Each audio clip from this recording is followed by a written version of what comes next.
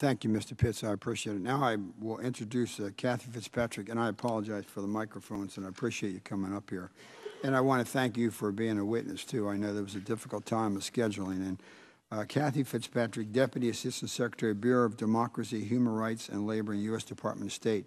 We're going to ask all the witnesses, your full statements will appear on the record. If you can summarize and keep it to roughly in a 5 or 6 minute range. Thank you, Mr. Chairman, or Mr. Co-Chairman and Congressman. First, if I may, I would like to thank you for this opportunity to appear before the Tom Lantos Commission today. It's a particular honor to speak today about universal human rights, including religious freedom, on Pearl Harbor Day, as we honor those who fought for our freedom, those who fought and died, and those who returned to secure the blessings of liberty for our people. And also in remembering the tireless commitment that Tom Lantos had to promoting human rights after his experiences during that war. It is also an honor to speak today on the eve of the 63rd anniversary of the adoption of the Universal Declaration of Human Rights, which enshrines the universal principles we hold dear and which we support for ourselves and others. And these principles include freedom of religion, freedom of assembly, and freedom of expression. Mr. Chairman, it is in this spirit that I would like to place my testimony today as we shine a light on the situation for Coptic Christians in Egypt. Without objection. Thank you. Thank you again, Mr. Chairman, for holding this hearing on the Coptic Christian community in Egypt and for inviting me to testify. My statement will address the continued discriminations and threats to personal security faced by the Coptic community and outline U.S. government efforts to support religious freedom. As you know, this hearing is taking place 1 week after Egypt held the first rounds of its elections for the People's Assembly. Although some irregularities occurred, by all accounts, this process so far has allowed the Egyptian people who participated on an unprecedented scale to make their voices heard at the ballot box for the first time in decades. Let me reiterate Secretary Clinton's congratulations to the Egyptian people for a peaceful, successful start to their election process. This process will eventually lead to the drafting of a new constitution and finally presidential elections. Times of transition are full of unknowns, and this one is no exception. Egyptians, Muslims and Christians, educated and illiterate, rich and poor, are exercising new freedoms and opportunities to profoundly shape Egypt's future, choosing their future leaders, government, and constitution. Secretary Clinton called this period Egypt's historic transition to democracy, and she stressed the importance of the process continuing in a just, transparent, and inclusive manner. Transitions can be inherently threatening to minority communities, and as such engender fears of negative consequences. Mr. Chairman, some Coptic Christian fears are well-founded. Sustained failure to prosecute perpetrators of sectarian violence has nurtured a climate of impunity in Egypt over many years. Copts have borne the brunt of heightened sectarian violence and tensions. While I list in some detail below facts concerning recent major sectarian crimes, I would like to highlight 2 cases where authorities have yet to arrest any suspect to face trial. The first, as you mentioned, Mr. Chairman, the Coptic Orthodox Church of the Two Saints in Alexandria suffered a bomb attack on January 1st of this year, killing 23 people and injuring approximately 100 people. And on October 9th, at the television building in Cairo near Tahrir Square, violence captured in video recordings and reported by eyewitnesses resulted in at least 25 deaths and more than 300 injuries, most of them Copts. Mr. Chairman, Egypt's Copts continue to face discrimination, especially in government employment and the ability to build, renovate, and repair places of worship. Copts represent about 10% of the population of Egypt and play an important role in Egypt's economy, yet they remain underrepresented in prominent positions in Egyptian politics and society. These factors serve to sanction societal discrimination and engender negative attitudes against them. As you know, Assistant Secretary Michael Posner, who is my Assistant Secretary, provided testimony to the Helsinki Commission on November 15th, highlighting discrimination that Coptic Christians face and urging accountability for all who perpetrated these sectarian crimes.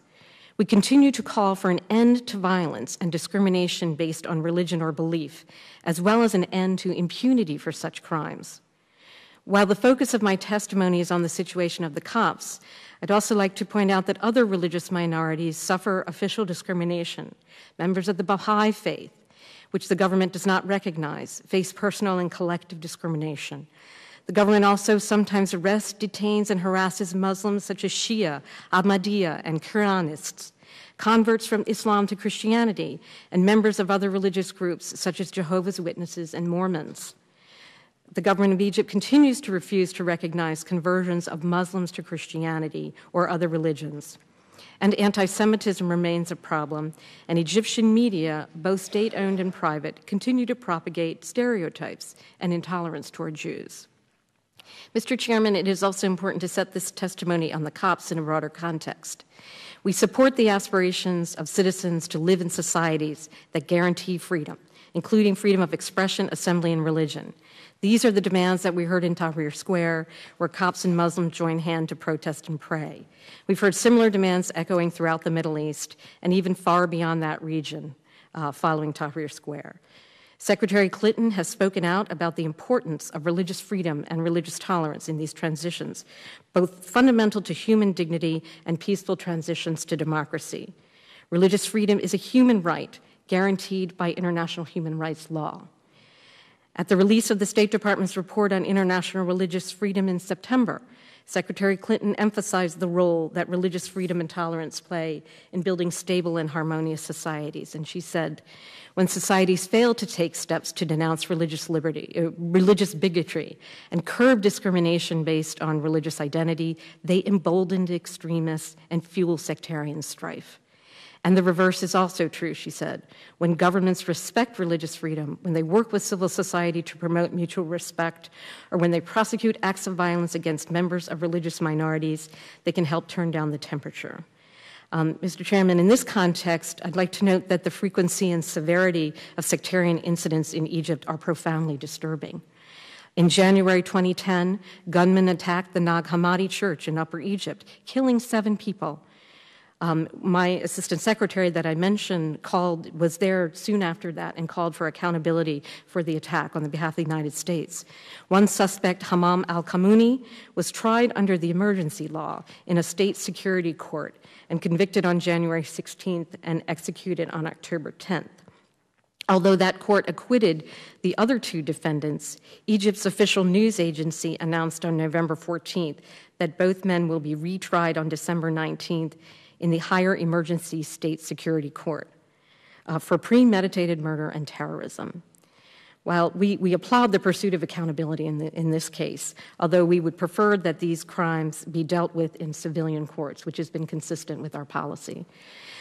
Since the fall of President Mubarak on February 11th, we've received reports of an increase in sectarian violence and tensions, including at least 70 people killed in religious clashes, most of them Coptic Christians. This brings the total number of reported deaths this year to approximately 95 people. My written testimony outlines several of these cases. Here, I would like to mention a few recent major incidents. On February 23rd, the Army used live ammunition, including rocket-propelled grenades, against unarmed Copts during a land dispute at the St. Bishoy Monastery. One of the 6 monks shot there later died. To our knowledge, no one has been held accountable. On March 4th, in the village of Seoul, a large group of Muslim villagers destroyed the church of St. Mina and St. George after the army failed to stop them. To our knowledge, there have been no investigations and no one has been charged, despite videos of the perpetrators. The army did rebuild the church afterwards from its own budget. On May 8th, in Imbaba, a poor neighborhood of Cairo, 2 churches were attacked and 1 burned during sectarian riots. The clashes resulted in 23 deaths, 232 injuries. Official media has reported that the government has referred 48 suspects for those attacks to trial. Approximately half of these suspects have been arrested, including a prominent Salafist leader, while half remain at large. The trial resumed on December 4th when the judge postponed proceedings to allow forensic doctors to prepare their testimony. On September 30th, in Marinab village in Edfu, Aswan government, an estimated crowd of 3,000 Muslims looted and burned the St. George Coptic Orthodox Church, in addition to some Copt-owned homes and businesses. To our knowledge, no one has been charged. And finally, of course, on October 9th in Cairo, violence erupted in front of the Egyptian television building known as Maspero at a demonstration by Copts protesting the government's failure to investigate the burning of the church in Marinab that I just mentioned. At least 25 people were killed and more than 300 injured. Prosecutors are investigating about 30 demonstrators accused of inciting violence, stealing firearms, and attacking security forces. However, to our knowledge, no arrests have been made of persons suspected of having perpetrated the lethal attacks on the demonstrators. President Obama and Secretary Clinton have made clear their deep concern about violence against Coptic Christians. On October 11th, Secretary Clinton raised the Maspero incident with the Egyptian foreign minister and called for an immediate, credible, and transparent investigation and accountability for all, including security forces who were responsible for the violence, with due process of law. On November 2nd, a fact-finding committee led by respected human rights advocates and established by the National Council of Human Rights issued a report on the Maspero violence. According to that report, as the marchers approached Maspero, civilians throwing rocks and chanting Islamic extremist slogans attacked them. Military police used shields and batons and fired blanks, attempting to keep them from reaching the building. The report acknowledged that 12 or more civilians were killed and 15 injured when armored military vehicles ran over them. The committee said that it could not determine who fired the bullets that killed at least 7 demonstrators, but asserted that authorities recovered bullets that could assist an investigation to identify the source of the gunfire that killed the protesters. This report called the incident a turning point that threatens Egyptian society. Many cases of sectarian violence over the years have stemmed from disputes over church construction. The government of the previous Prime Minister Sharaf pledged to adopt a unified places of worship law, which would amend the process for constructing and renovating places of worship by placing equal requirements on all religious groups. Senior leadership of both Muslims and Copts recently indicated agreement on laws for each community, and the draft law pertaining to Copts is now in the hands of the government. We strongly urge the government of Egypt to pass this legislation at the earliest possible opportunity. The prompt adoption of this provision would send a very strong signal of the government's commitment to respect religious freedom. On October 15th, the SCAF issued a decree amending Egypt's penal code to prohibit discrimination on the basis of religion, gender, language, faith, or race. We look forward to the just and transparent implementation of these provisions. This will provide accountability for those who commit such crimes, and it will contribute to a stronger democracy. Besides urging legal and policy support for improved religious freedom and tolerance in Egypt, we are pressing the government to identify and redress other roots of sectarian violence and negative attitudes. While real change requires action that only the government of Egypt can take, we are seeking additional ways to support progress and promote religious freedom. The rights, well-being, and participation in governments and society of Egypt's estimated 10 million Coptic Christian citizens are vital to the success of Egypt's democracy. With this process of historic transition off to its start, we urge the Cabinet, the Supreme Council of the Armed Forces, and Egypt's future leadership to safeguard the universal rights of all Egypt's citizens, including Coptic Christians. Like Egyptian Muslims, Egyptian Copts are concerned about their country's future and their own place in it. In addition to security from sectarian violence and equal treatment under the law, Copts seek equal representation in Parliament and a proportional voice on the committee that will draft Egypt's new constitution. Finally, Mr. Chairman, and thank you for your patience. As Secretary Clinton said in her remarks following Egypt's historic elections last week, the American people will continue to stand by the people of Egypt as they move toward a democratically elected civilian government that respects universal rights and will meet their aspirations for dignity, freedom, and a better life. Thank you. Thank you very much. I just have a couple of questions. One, I've been told yesterday that the number of asylum cases requests by Coptic Christians was at an all-time high with regard to the United States. Do you know that to be a fact? Mr. Chairman, I don't know that. I can check with our Department of Homeland Security, who I believe would receive those asylum cases. Okay, secondly, the Coptic Christian community that I met with in June really didn't seem to have very much of a confidence in the American embassy. Ann Patterson had not even gotten there. She got there the following week, I believe. What can the embassy do to reach out and look and leave? One Coptic Christian leader told me he would never even go into the embassy because there are ramifications. What can the embassy do, or what does the State Department plan on doing to show that the embassy is an island of freedom? It's not a hostile place. Thank you for sharing that, Mr. Chairman. What I can say is that from the President of the United States, the Secretary of State, Ambassador Patterson, the senior leadership of the State Department, and our embassy in Cairo have all placed a very high priority on the issues related to religious freedom and protection of Coptic Christians. As I noted, the Secretary was very clear with the Egyptian Foreign Minister that there needed to be a credible, transparent, an accountable investigation, including for those who were responsible for the for the deaths of civilians. Our ambassador in Egypt, Ambassador Patterson, is talking to the government all the time about these issues, and our embassy meet regularly with Coptic colleagues, with Coptic leaders in Cairo.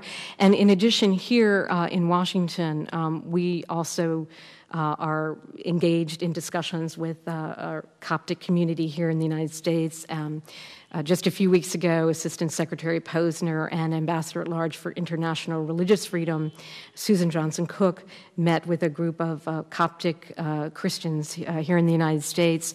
Others of us have also met with them, and to hear their concerns and to listen to them, and to make sure that as we are dealing with this government in Egypt, and as we move forward on the basis of our core principles by which we're supporting reform in the Middle East and in Egypt, that we're paying due account, as we are, to the situation of Copts. And so, Mr. Chairman, I think we are fully engaged on this issue, and we will continue to be. Why does the administration oppose conditioning aid? We condition aid in so many cases. Why does the administration oppose that? Mr. Chairman, thank you for that. Right now, we recognize that we're in a new situation in Egypt, and we recognize at the top of our agenda is the agenda of human rights, democracy, and reform. We have many areas of influence on the Egyptian government. The idea of legislative conditionality, we believe in this complex situation, won't necessarily help promote the human rights environment. So therefore, we are engaging at the highest levels in ensuring that the Egyptian government understands that the core principles that the President and the Secretary have laid out for the transitions in the Middle East, that is full acceptance of universal principles, rights of all minorities, the institutionalization of democracy, to ensure that these are very much the language and the agenda that we have with the Egyptian government. Well, I'm going to end with this. I think we have not conditioned aid all during the time we gave Mubarak money, and the Coptic Christian community, and the others, and many moderate Muslims see never any conditionality. Things are worse, and they also don't understand. I mean, a while back, the Egyptian military was up on the Hill lobbying against conditional aid, and our military was with them in the delegation. American military up on the Hill with the Egyptian military lobbying the Congress against I think there's really what I would urge, and I would hope you'd come back to me and let me know if they're going to do it. I'm asking to do two things. One, the president has to make a public statement. He went to Cairo, spoke, never mentioned the Coptic Christian. Needs to make a public statement, not a press release with Carney, a public statement from the White House on this issue before we get to the end of this year. Secondly, I had expressed to somebody at the department, without getting into who, that I've asked that they send a very prominent, probably a General Zinni or someone.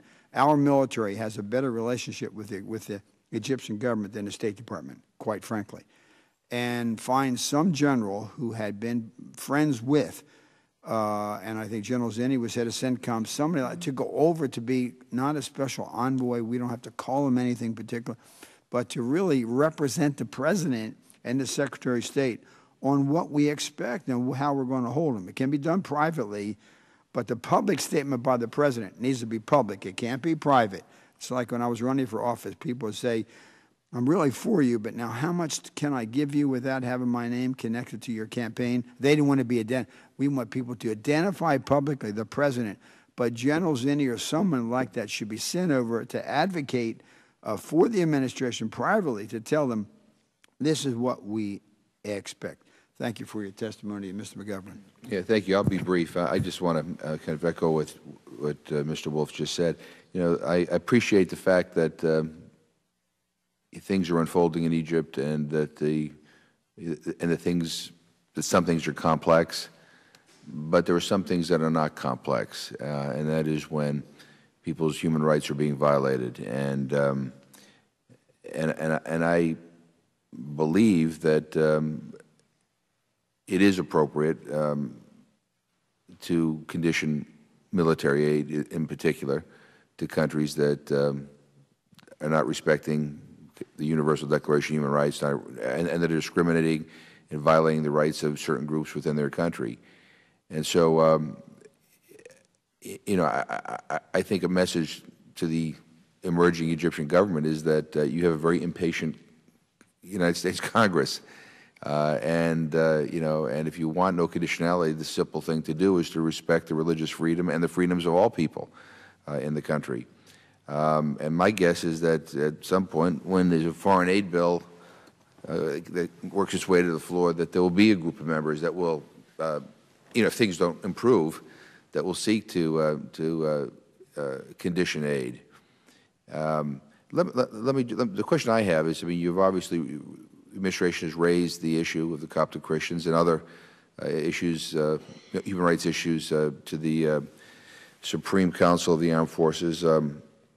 My question is, you know, when these issues have been raised as to whether they'll investigate violence and discrimination that is perpetrated against Coptic Christians and others, what is the response? I mean, what are we being told by the emerging Egyptian government and the armed forces? What are they telling us in response to these things? Thank you. Sir, in the case of the Maspero incident, the Egyptian government has said that it's conducting an investigation. Now, we need to see the results of that investigation, and we need it to be credible, and we need it to be transparent, and we need to hold people, they need to hold people accountable for the deaths of civilians and that terrible, terrible violence. There have been other cases where there has been accountability.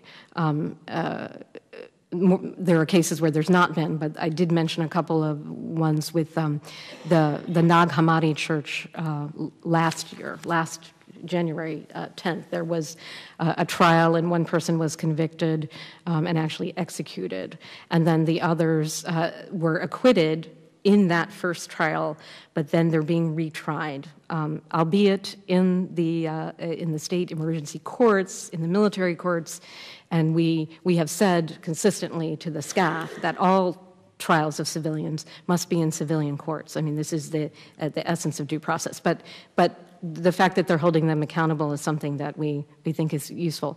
I mean, does the Supreme Council of the Armed Forces, do they get it? Do they understand that this is a problem, that these things shouldn't be happening? Or I'm just curious, because there's a pattern here that's gone on for quite some time, and now we have a new day in Egypt, and Coptic Christians were part of the movement to oust Mubarak, and there's an opportunity, a window of opportunity to get things right. But do they acknowledge that this is really bad? I can certainly say that we, the United States, have made it very, very clear that they need to address all of these issues, that they need to address the accountability issue, they need to address the discrimination issue, they need to address the issue of equality under the law for Coptic Christians, including in building and reconstructing their churches. I mentioned that there have been cases, and major cases, where we haven't seen accountability, a few cases where we have. We've seen a few steps taken, like the decree to criminalize discrimination on the basis of gender, religion, and race. That includes enhanced penalties for government employees that engage in discrimination. And we've also seen the effort to develop a places of worship law that would treat the ability of Copts to build their churches on equality of requirements and equality under the law with mosques. So, do we have confidence that these laws will be enforced? Mr. Chairman, that again is part of our agenda. Is that we want to see these implemented in a just, transparent, and inclusive manner. We need to see them implemented. Well, again, we appreciate the efforts of the State Department in trying to raise these issues. I'll just conclude by kind of referencing again something that my co-chair said at the beginning. I mean, for years we have not conditioned aid to Egypt, and we basically kind of cast our lot with Mr. Mubarak, who I think by any objective account was not a person who upheld a high standard of human rights in Egypt. And I think that if the United States stands for anything, we ought to stand out loud and foursquare for human rights. And I just want to make sure we don't get into a pattern here where we're, for the sake of kind of continuity or keeping everything calm, that we're going to do something similar, and that is to basically enable a group of people who are emerging as leaders to continue to get U.S. assistance and not be held accountable for their human rights record. And I think that's just kind of our. I think that's our. Thank you. Our wish here is that look, there is this new opportunity. Let's get it right. Let's urge these. Let's help them understand how important this is. And if not, then there's going to be a price to pay, and that is that they're not going to get our aid. So I thank you very much for your time and effort, and I yield back. Thank you, Mr. Pitts.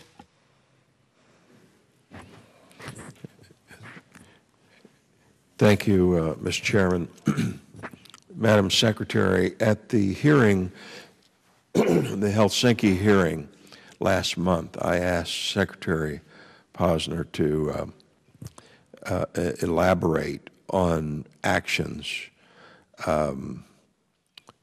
if he could give us a list of actions, such as meetings with advocacy groups, public statements, conversations with Egyptian officials, activities at the UN that this administration, including the State Department, has taken since January to support the rights of minorities in Egypt. Do you know, we haven't received any such list. Is the State Department working on a list to provide us? Thank you, Congressman Pitts, for reminding us of that list, and we are working on it. And even as we're working on it, we are engaging the government of Egypt at the highest levels on these issues, and we're aware that we owe that to you. What type of policies do you think we need to have to be more effective? We seem to be impotent in affecting this military government as far as human rights are concerned. What kind of policies should we have to be more effective in advocating for human rights and religious freedom of minorities? Thank you, Congressman. I think that President Obama has laid out clearly that we support reform in the Middle East, and we support reform in Egypt, and we support this reform on the basis of core principles, things like the renunciation of violence, core principles like the need to accept universal human rights, particularly freedom of religion, and particularly freedom of assembly and expression, due process, and secondly, several points evolve from that, and one is that All political actors involved must do the same, renounce violence, accept these universal principles, accept the institutionalization of democracy and the institutions of democracy that protect these rights. And third, I think that we also need to see that when we're talking about this democratic process, which has just begun, the transition has only just begun in Egypt, we're talking about a process over time that doesn't just involve elections. What we're saying is democracy is not just about elections. It's about building the core elements of democracy and protection of freedoms into the institutions that evolve during this process. Mr. Chairman, I think that's our core principle. It's consistent with our values. It's consistent with the values of the Universal Declaration of Human Rights. We need to continue to insist on that as our core principles and raise those with this government, and with succeeding governments going forward, and continue to urge and insist on accountability, insist on the end of culture of impunity for these attacks against Coptic Christians and others, and insist on the implementation of the anti-discrimination decree that was recently issued. And again, insist on moving forward with the places of worship law that would put on equal footing the ability of a Coptic Christian to build or repair a church on the same footing as building or repairing a mosque. Those are the key elements, Congressman. Well, with all due respect, we've been advocating these positions for years and years. I raised these issues personally with the members of the government and President Mubarak numerous times.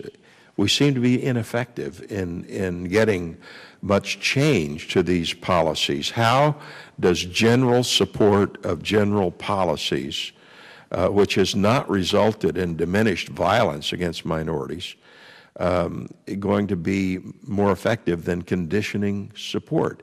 Is the administration willing to look at certain sanctions or qualifications for conditional support of the aid that we keep pouring into this military government? Thank you, Congressman. The issue of conditionality is something that in this environment we have not felt would enhance our ability to or enhance the human rights environment in Egypt, while at the same time all of these issues, the human rights agenda, religious freedom, democracy, on a day-to-day basis and on a practical basis are the fabric of our discussions and our relationship with this military government and going forward. I think that the voice of the United States is extremely important. We've seen situations where accountability has not happened. We've seen some situations where there's been some accountability. And so we need to press those forward. We need to really insist on the implementation and continued commitment to implementing, for example, the anti-discrimination decree, and getting a places of worship law that equalizes the building of Coptic church, getting that done. Those are the types of things that I think begin the process of ensuring protection and ameliorating the discrimination against Coptic Christians. How is present economic assistance that the U.S. provides directed towards promoting human rights in Egypt? Thank you. We do have, we've directed about $65 million of U.S. assistance during the transition to support democratic building during this transition process, to support the development and support of civil society, to support the mechanics and the nuts and bolts of democracy, like how to do an election, how to advocate, how to count votes. These are the types of things very very, very core and fundamental that we're engaged in. All of these also touch on our universal principles, including religious freedom. So I think we're trying to use such support to build, to help Egyptians themselves, because this process must be Egyptian-led, but to help Egyptians themselves understand and learn about and inculcate themselves into the nuts and bolts and the institutionalization of democracy.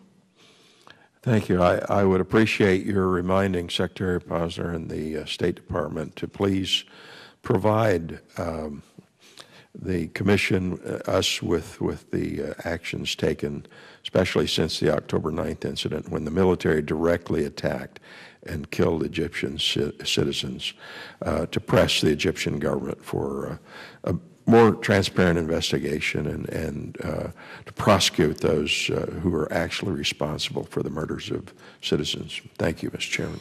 Thank you, Mr. Pitts. We're going to have some questions for the record that we'll send you. Secondly, with all due respect, and I know you're a good person, I know that. You sound just like all the other people did under all Republican and Democratic administrations. Dave Obey tried to condition aid two or 3 years ago, and they said exactly under the Bush administration what you're saying under this administration, and it's gotten worse. We've given over $50 billion, and it's gotten worse. If you can get back to the committee on the questions we're going to give you. Absolutely. 2, how many have applied for asylum, and the sooner you can tell us, the better. Yes. 3, whether or not the president plans on making a public statement, and 4, whether or not he plans on sending General Zinni or some other general. With that, I thank you for your Thank you, sir. Thank you.